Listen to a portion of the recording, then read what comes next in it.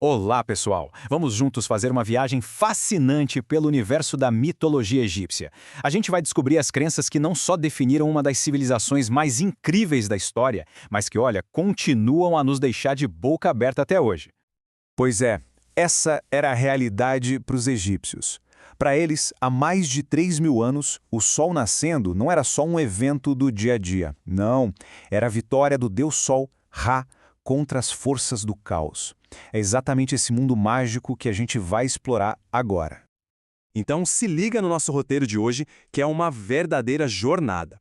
A gente começa com a criação do universo, depois mergulha nos dramas épicos dos deuses, desvenda os mistérios da vida após a morte e, no final, vamos ver como tudo isso ainda aparece no nosso mundo.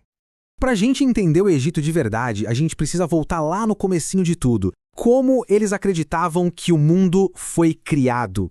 E essa história toda começa na escuridão, num abismo de caos que, por incrível que pareça, guardava a semente de toda a criação. Pensa só, um oceano infinito, escuro, sem forma nenhuma. Esse era Num. Mas não era um vazio, não. Era o potencial puro para tudo que existe.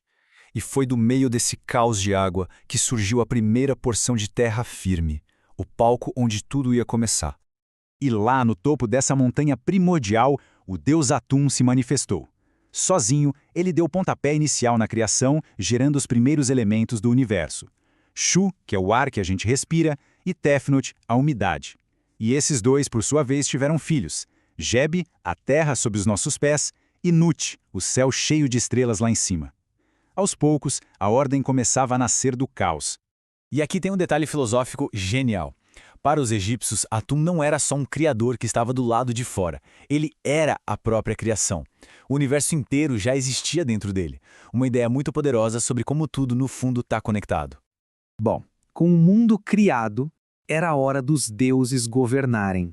E as histórias deles, nossa, são tão humanas quanto divinas. É uma mistura de paixão, ciúmes, luta pelo poder, parece até novela. Um verdadeiro drama cósmico que moldou a visão de mundo dos egípcios. Então vamos conhecer os protagonistas desse teatro divino. Temos Osíris, o governante justo, sua esposa super dedicada, Ísis, o irmão invejoso, Sete, que é a pura personificação do caos, e Horus, o filho herói destinado a colocar ordem na casa. A história central da mitologia egípcia, o coração de tudo, é a tragédia de Osíris. Ele era um rei super amado, mas foi assassinado de forma brutal pelo irmão Sete. Sua esposa, Ísis, usando todo o seu amor e magia, consegue trazê-lo de volta, mas não para o mundo dos vivos. Ele se torna o rei e o juiz do além. É uma história poderosa sobre traição, amor eterno e, claro, a esperança de renascer. Essa imagem aqui resume perfeitamente o grande conflito da crença egípcia. A luta de Horus para vingar o pai não é só uma briga de família, viu? Ela simboliza a batalha eterna entre Maat, que é o conceito de ordem, verdade e justiça, e as forças do caos. Para um povo que vivia entre a ordem do rio Nilo e a bagunça imprevisível do deserto, essa luta era a própria essência da vida. E olha, esse mito era muito mais do que uma simples história, era a base de todo o poder dos faraós. Ao se declararem herdeiros de Horus, eles justificavam seu governo. Eles não eram apenas líderes políticos, eram a ponte sagrada entre os deuses e as pessoas, os responsáveis por manter a ordem, a Maat, aqui na Terra. Agora, a gente entra numa das partes que eu acho mais fascinantes da cultura egípcia, a visão deles sobre a morte. Para eles, morrer não era o fim, era o começo de uma jornada perigosa e super importante, onde tudo o que a pessoa fez em vida seria literalmente pesado numa balança. O momento da verdade era o julgamento no tribunal de Osíris. A alma do falecido era levada até uma balança gigante. De um lado, eles colocavam o coração, que guardava a consciência e as memórias. Do outro, a pena da deusa Maat, que era leve como a própria verdade. E aqui a gente vê os dois destinos possíveis.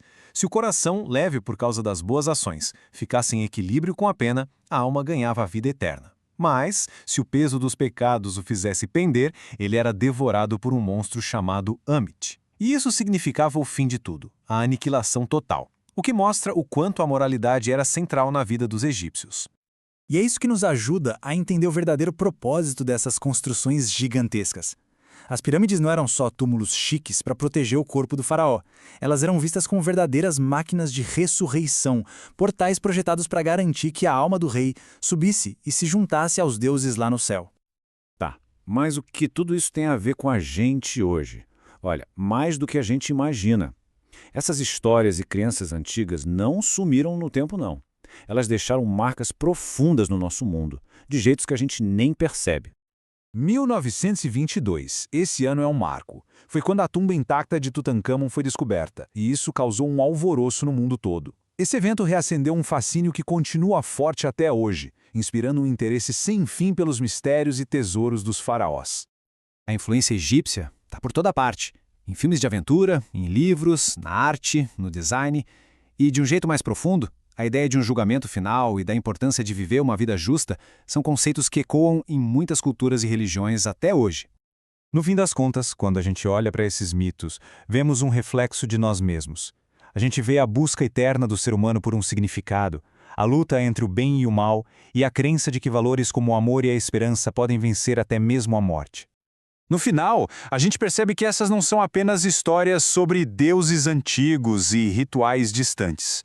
Elas são um convite para a gente refletir, para a gente se conectar com as grandes perguntas que a humanidade sempre se fez. Um legado que, milênios depois, continua a nos inspirar.